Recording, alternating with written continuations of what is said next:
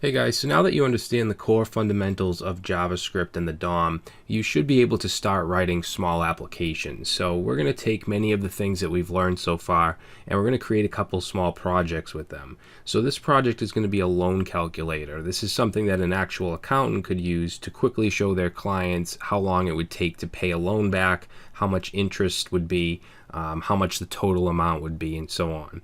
All right, so there is some math involved, and I'll be the first one to tell you that I'm horrible at math. I had to look up the calculations and the formula to get these results, but that's the thing. You can look up any formula or calculation you want and then implement it into your application. So, for instance, if you want to build a temperature Fahrenheit to Celsius converter or a currency converter, you should be able to do that just by Googling the correct algorithm or calculation. So you don't actually have to be really good at math to build these things. All right, you just need to know where to put the formula in your code and then from what fields, input fields, to get the correct numbers from. All right, so let's go ahead and try this out. So it takes in three things: the loan amount, the annual interest, and the years to repay. All right, so let's say we want a $10,000 loan and we want a 2% interest and we want 2 years to pay it back. So we'll calculate. We have this little spinner and then we get the results. All right, so you can see that the total payment would be this right here. We'd have a monthly payment of this and total interest would be this. All right, and now the spinner graphic I showed you, I'm first going to show you how to build this without that, and then I'm going to show you how to include that. It doesn't actually take that long to calculate, but it gives the user that feeling that something's going on, and it's just good for the UI experience. You don't actually need it. We could get it 2 seconds faster and not show that graphic, but I think that it gives the user that feeling that it's actually calculating. All right, so it's all about user experience. Now, if what you put in here doesn't make sense, if we just leave everything blank, it'll calculate. It'll give us an error, and then we're going to set the error to disappear after 3 seconds. Okay, we're going to use a window method called set timeout to do that, which we haven't talked about yet, but I think it's easy enough to teach you that method in this project. All right, so let's go ahead and get started. All right, guys, so the first thing we're going to do is create our UI, our user interface. Now, you don't have to go through this if you don't want to. If you don't feel like watching me type HTML and you don't want to type it and you just want to get the project files, you can just take the files from this lecture and move on. But for those of you that actually want to start from scratch and build out the UI, we're going to be using Bootstrap, okay, Bootstrap version 4. And it's going to be pretty simple. As you saw, we're just going to have a single form in the middle of the page, and we're going to use Bootstrap cards to give it that border and stuff. All right, so we're going to use the CDN. So if we go to Get Started here, it'll give us the CDN, but we're actually going to use the starter template. So let's create a new folder anywhere you want. I'm going to create it on my desktop, and I'm going to call this Loan Calculator. And then we're going to open this with Visual Studio Code. We'll just snap that over there. All right, and we can make this a little smaller. And now we're going to have to create just a couple files. So index.html. And we want our JavaScript file, which is app.js, or you can call it whatever you want. And then we're just going to need the loading image, which I'm going to create a folder right here called img. And I'm going to bring that image in. You'll have it in your resource files. So let's see, that's not right. Yes, it is. So let's see, downloads. It's called loading.gif or GIF, however you want to say it. And I'm just going to copy this and I'm going to bring it into that image or that img folder. All right, so now we have all of our files. So let's go to our index.html. Let's grab this starter template right here. And this just includes the CDN for Bootstrap. It also includes the JavaScript file for Bootstrap, and then its two dependencies, which are jQuery and Popper.js. Okay, so you need that if you're going to use any Bootstrap JavaScript, which we're not. We probably don't need this, but it's good to have just in case you want to expand later on or include something from Bootstrap JavaScript. All right, so let's go ahead and go into the body here, get rid of that H1. I'm just going to close that, make this a little bigger. and we're going to start. All right, so the body itself, I want to have a dark background, so I'm actually going to give it a Bootstrap class of bg-dark.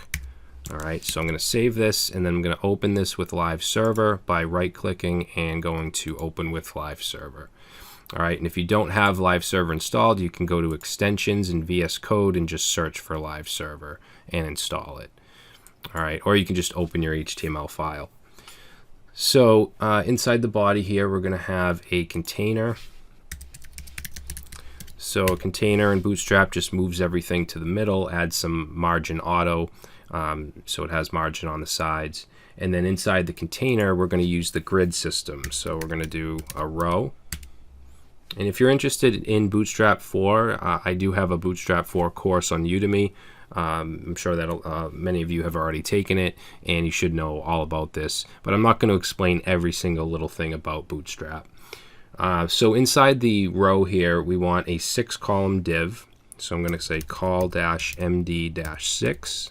Okay, and then we're also going to add a class of mx-auto, which is going to push it into the middle. It's going to give it margin auto on both sides, on the right and the left. All right, so inside here, we're going to create a card class. It's also going to have a class of card body.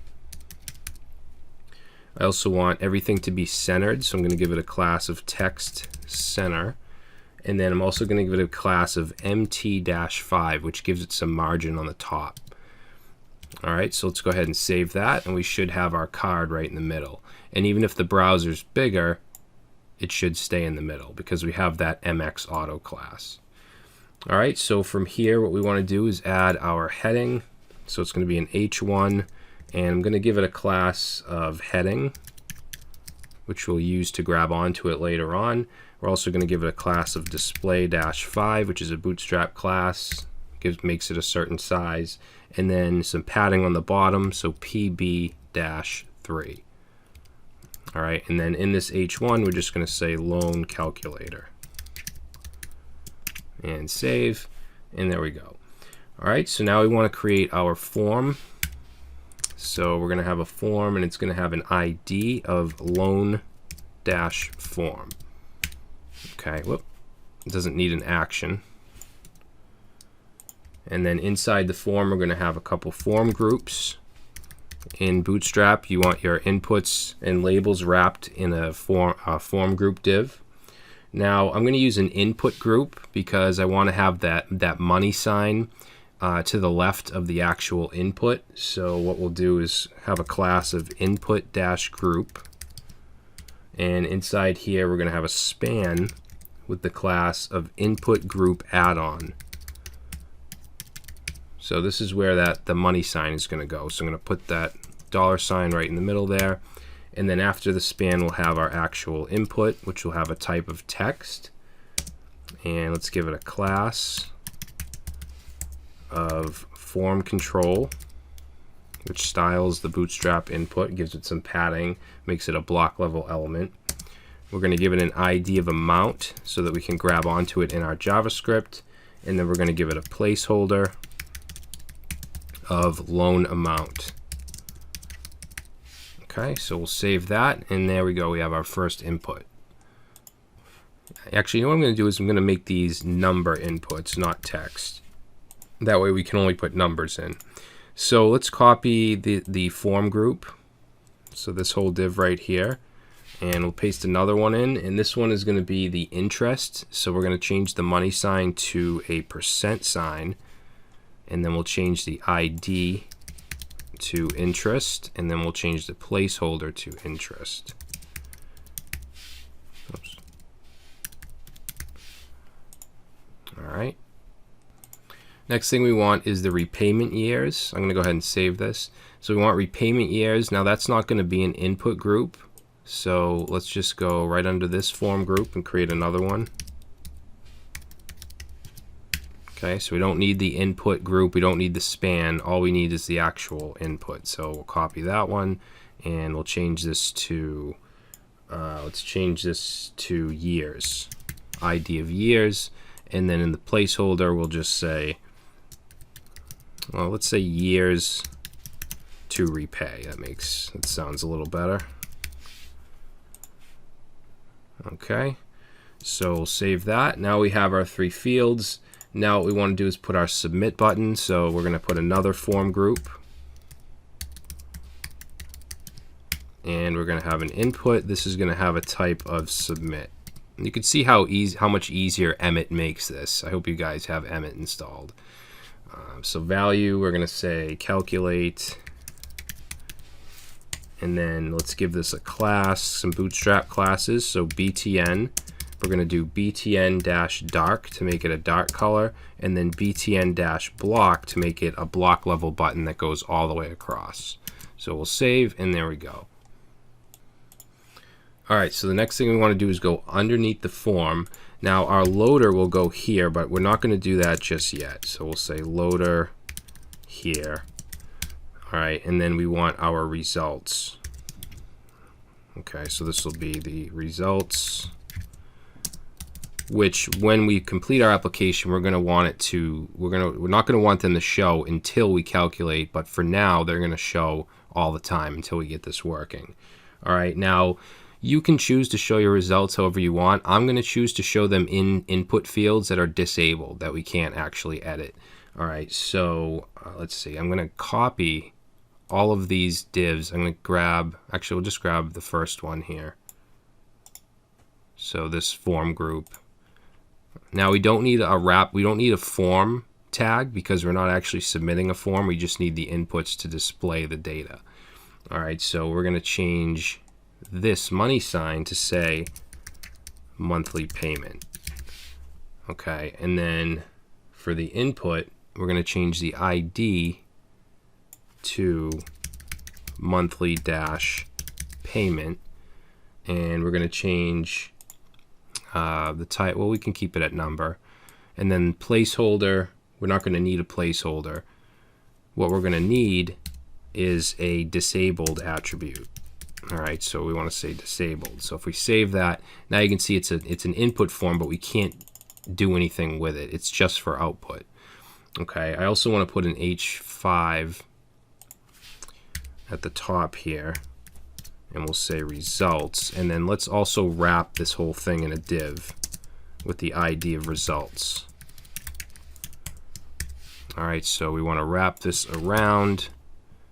Let's see, it'll go right under the form group div, which is right here. All right, so let's save that. Now I want to push this down a little bit. So this results, this div right here, I'm gonna give it a class. Let's give it a class of PT. So this is a padding top class. We'll do PT4, and that'll push it down. Okay, so after monthly payment, we're gonna want the total payment. So I'm gonna copy this form group right here, which ends here. So we'll grab that, paste that in, and this will be the total payment. So we'll change the ID to total payment, and that should be good. Next, we want the total interest. So under the form group, paste it in again, and this will be total interest. And we just want to change the ID. Okay, and then that should do it. Let's save, and there we go. I guess what we could do is put the HTML for the loader and then just comment it out. So for this, it's going to be really easy. We just want a div with the class. Actually, let's give it an ID of loading. And then inside here, we want our image, and it's going to have a source of it's in the IMG folder, and then loading.gif or GIF. Okay, so if we save that, it's going to show it, but we don't want that to be displayed, or we don't even want this to be working yet, so let's comment this out. And save.